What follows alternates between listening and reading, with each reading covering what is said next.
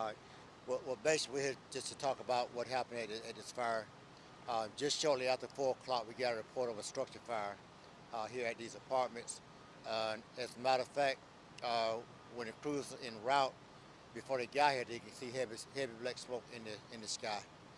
Once they arrived on the scene, discovered that we have a fire here, and immediately we went to a second alarm. So in other words, what we did, we sent a complement of the same amount of people that we sent on the first alarm, we sent on the second alarm. As the fire crews began to fight this fire, there was one person that was rescued out that did get transported to the hospital.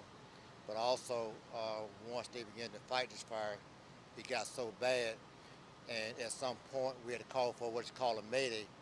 A mayday means that we got firefighters trapped. And so it turns out that we had about 3 firefighters that were trapped on the inside of the structure. Uh, 2 of them got transported, but then after everything was said and done, we discovered that we had a few more firefighters that were injured. So we ended up transporting about 7 firefighters. It was 5 of them from Columbia and 2 from Irmo that were transported. We always do mutual aid or automatic aid in this area with Irmo, and they'll send a truck to assist us. Right now, we're looking at significant damages to this building, and this is an active investigation, which is going to consist of not only Columbia Fire Department, but also with the Columbia Police Department, SLED as well.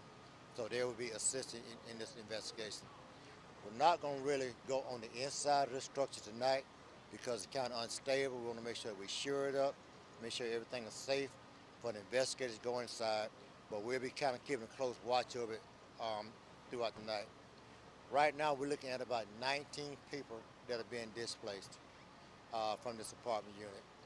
This particular unit has about 12 apartments in it. One of them was vacant. So we're going to be working with the Red Cross to get these people some assistance and talking with the apartment complex. Hopefully, if they got some vacant apartments, they can put these people in. So basically, that's kind of where we are right now. Again, this is still going to be an active investigation until we can kind of figure out what happened. And I'll let. Good evening, everyone. James Muller, JamesMuller, age 25, with the Irmo Fire Department, was one of the firefighters transported to Prisma Richland Hospital tonight. Unfortunately, Mr. Muller succumbed to his injuries while in the line of duty. He was pronounced at 1757 today.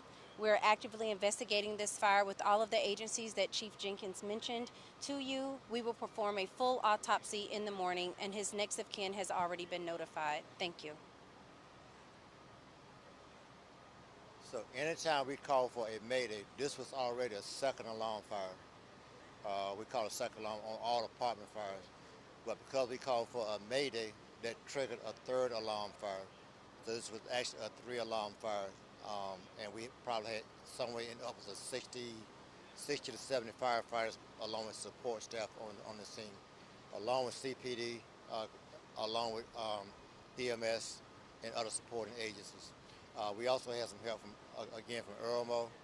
We got some assistance from Casey, from West Columbia, and also from Lexington. What they're doing, because we were so stretched thin, they're actually helping us man some of our stations, so we make sure we got coverage both in the city and the county. Any questions? Do you know the status of the other officers or firefighters that were in this fire? Right now, they're being evaluated at the hospital, and the last that I was told that they were doing pretty good. So we were very hopeful to make sure that they are going to be okay. How about the condition of the residents? The residents, there were 2 people transported from the residence. I'm not sure what their condition is at this point. One was transported on the initial response, and the second was transported because they wanted to be checked out. So, during the incident. So, but I'm not exactly sure what their position is right now, condition is right now. Did you mention how long, unfortunately, that firefighter was on the duty or with the force? I don't have that information right now, so I'm not sure because it is an Irmo firefighter. So I don't have the information right now. Of the 7 that were transported, just for confirmation, was one of them Miller? Yes, yes. Anything in this investigation may lead y'all to believe this was accidental or intentional, or any leads on that yet? Well, you know, because it was it involved a fire death, we investigate any kind of fire death or any type of serious injuries are always investigated. Even if you know what the cause is, they're always investigated. So that's what both SLED and the Columbia Police Department will be doing their investigation to determine not only how it started, you know, but why it started.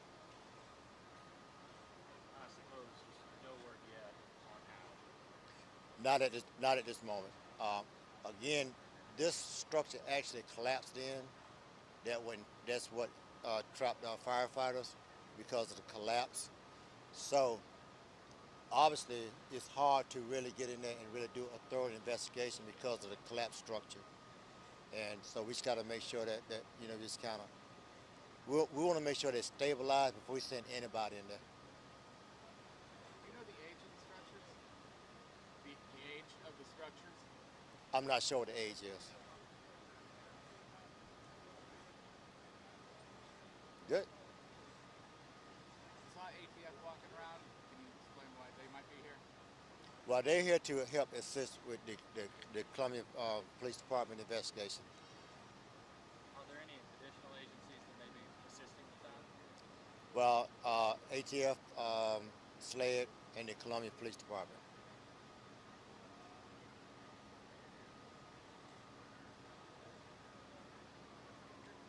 That's just normal. Right. Good. Good. Good.